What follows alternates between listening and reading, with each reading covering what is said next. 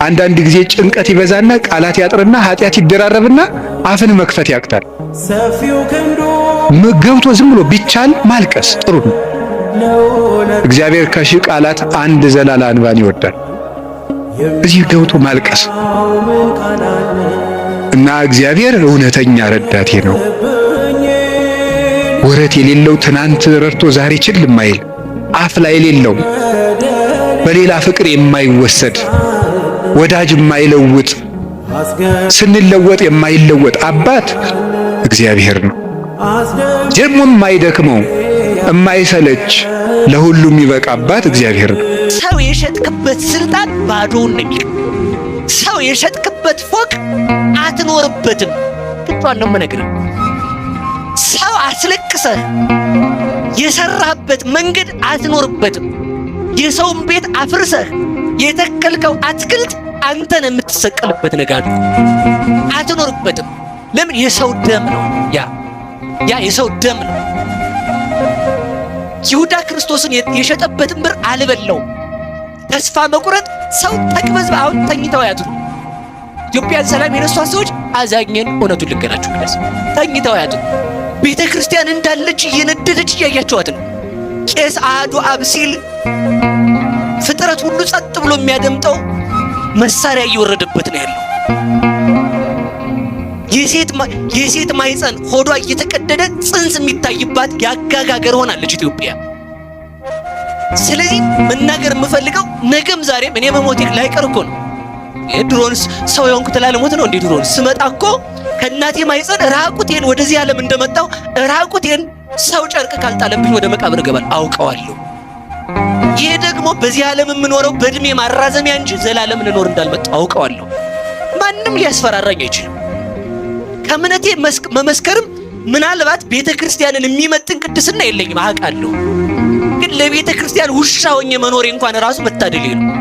ውሻ ለጌታው ቤት ከጮኸ ለቤተ ክርስቲያን ግን እጮሃለሁ። ነገም ከዚች ቤት ሆዴም ዘሬም አያወጣኝም። እስከምሞት ድረስ ታምኜላት እኖራለሁ። ምክንያቱም የመሰረታት ጌታ የታመነ ነውና። እናንተ ግን ምን እየሰራችሁ ነው? ስለዚህ ቆም ብላችሁ አስቡ። እንደ ወጣት አስቡ፣ እንደ ሰው አስቡ። እስኪ እንደ ከብት አታስቡ። ሰው ከከብት በታች ያስባል። ቢያንስ ጋኔን የማይሰራው ለምንድን ነው የምትሰሩት? ጋኔንን ገድሎ ያውቃል ሰው። ከሰይጣን ለምንድን ነው የሚከፋው? አንድ ጋኔን ተገዳድሎ ያውቃል።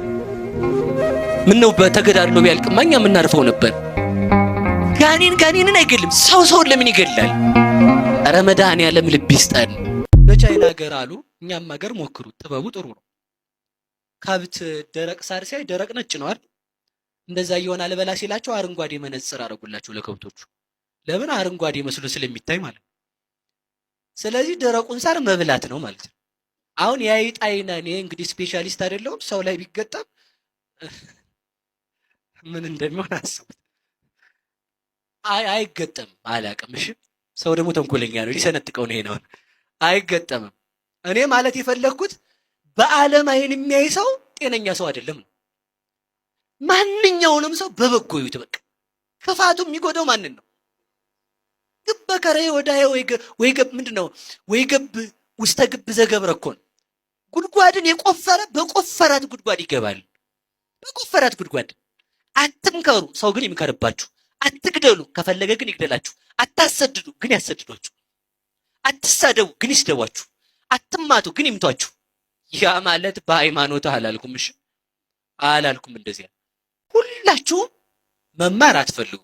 አንደኛ የማትፈልጉበት ምክንያት አውቄ ከሚፈረድ ሳላውቅ ይፈረድ አይልም ሰው። ማወቅ ከባድ ነው ታው ይላል ሰው። ጭራሽ እግዚአብሔር አንተ ማወቅ ከባድ ነው ብለህ የተወካትን ያችን ጭንቅል ለሆነ የማያውቅ መስሎ ነው። ይችን ቦክስን እዚህ ጋር ያለችውን ቦክስ ማይንድን የማያውቅል መስሎ ነው። ብዙ ሰው መማር አይፈልግም። ለምን? አይ ማወቅ ስታውቅ በራሱ ታጠፋለህ ይላል ጌታዬ። ስታውቅ በራሱ መነሳት እንድችል ታውቃለህ። እየሰማችሁ ነው አይደል? አምፖልን የፈለሰፈው ማን? ቶማስ አዲሰን። ስንተኛው አምፖል ላይ ነው አምፖል ሆኖ የበራለት? በሉ እንጂ 99 ጊዜ ሞክሮ 100ኛዋ ናት አንድ አምፖል የቆመችለት ማለት ነው። መውደቅህን ለመነሳት ምክንያት የምታረገው መጀመሪያ ቁርጥ ህሊና ኖርህ መነሳት ጀምር ነው። አንተ እግዚአብሔር እንዳይፈርድብኝ ብለህ መጽሐፍ መማር አትፈልግም፣ ማስቀደስ አትፈልግም፣ ምንም አትልም። እግዚአብሔር ደግሞ ያችን ጭንቅላት አያውቃትም ማለት ማወቅ ያልፈለግከው እንዳይፈረድብህ መሆኑን ካወቀ ይፈርድብሃል። እንዲሁ ሰው ጅል ነው እንዴ? ጭንቅላትን የሰራ የጭንቅላትን ባህሪ አያውቅም ወይ ነው አይልም ሰው። ብዙ ሰው ስታገኙት ብዙ መማርም ጥሩ አይደለም ይላል ሰው። ኧረ እባክህ ብዙ መማርማ ጥሩ፣ ብዙ መብላት ነው ጥሩ ያልሆነው። ወደ ዱባ እንዳያህል ማለት ነው። ባርቅ ላልወል ቁጭ ነው የሚለው ብዙ ከበላ ብዙ መብላት ነው ለሆድ ይውላችሁ። አንድ በግ የሚበላ እንጅብ አንድ ሰው ያባረረዋል። አንድ እንጀራ የሚበላ ሰው አስፈትልኮ ያባረረዋል ማለት ነው። ብዙ ከበላ እንደ ጅብ አባራሪ ነው የሚበዛው። ብዙ በመብላት አይደለም ጀግንነት። እንደውም ሰው ጀግና የሚባለው ራሱን ሆዱን መግዛት ሲጀምር። ምላስክን ጀግና ሰው ማን ነው በሉ አንዴ በሉ። ጀግና ሰው ማን መስሏችሁ ነው? ምላሱን የገዛ ሰው። ልትሳደብ ሾል ስትል ረፊ ያላት አፍንጫው አሽትት ሲል የሴቱን ሽቶ ረፍ የሚለው ሰው። አይንህ እይ ሲል አያታ ሲል ታው የሚለው ሰው ረፍ የሚለው ሰው። እጅ ተደባደብ ሲል ታው ብሎ የሚገታ ሰው። ሆድ ብላ ሻር ጾሙን ሲል ረፍ የሚል ሰው ማለት ራሱን ሳይገዛ ሰው ገዛለሁ ያልኩን ሰው እንዳይገባን። የፈለገ አይነት ኃጢአተኛ ሁን፣ የፈለገ አይነት ዝሙት ፈጽም፣ የፈለገ አይነት ስጋር ስርቆት ዛሬ እንደ ፈያታዊ ዘመን ቀጥ አድርገውና እግዚአብሔር ይምረኛል ብለህ እምነትህ አድኖሃል ይልሃል ጌታ። አይምርህም የሚልህ ሰይጣን ነው ወዳጄ። አይሰማህም የሚልህ ሰይጣን ነው። እግዚአብሔርማ ይሰማል። ክርስቲያኖች እና ተስፋ አትቁረጡ።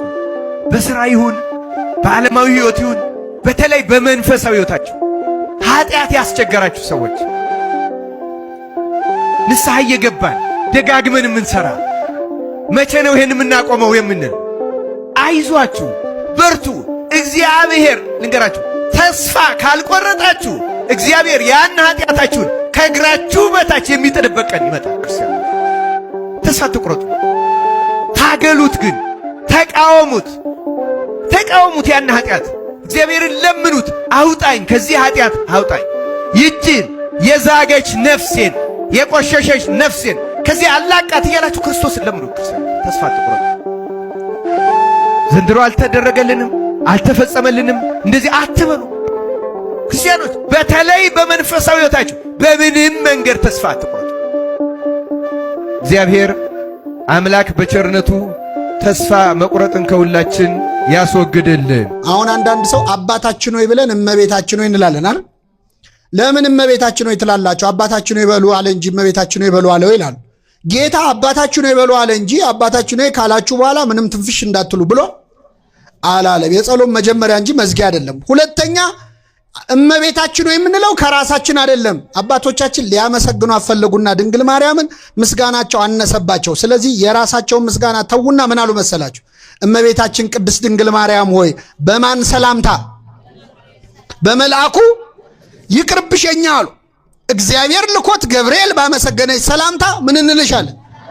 አሁን ይህን ሰላምታ አንተ አልካት አላልካት ድንግል ማርያም የሚጨምርላን ነገር አለ? ኦሬዲ ገብርኤል እኮ ብሏታል። ብትላት ይሻላል። መላእክት ቅዱስ ቅዱስ ሲሉ አይተን አይደል እግዚአብሔርን ቅዱስ ቅዱስ የምንለው? ገብርኤል የተባረክሽ ነሽ ሲል አይተንም እንላለን። ፈቃድ በሰማይ እንደሆነች እንዲሁም መላእክት ያደረጉትን ማመሳሰል የኛ ስራ ነው። ያመሰገኑትን እንደግማለን። ስለዚህ ገብርኤል ሲል ሰምተን ነው ያልነው። ግን እኔ አሁን እዚህ መሃል አባታችን ሆይ ተብሎ እመቤታችን ሆይ ሲባል ከእግዚአብሔር ጋር የሚጋፋ ለሚመስለው ሰው ኤልሳቤጥ አስተማረች። አንቺ የተባረክሽ ነሽ፣ የማኅፀንሽን ፍሬ እናትና ልጅን አብራ አመሰገነች። አያችሁ?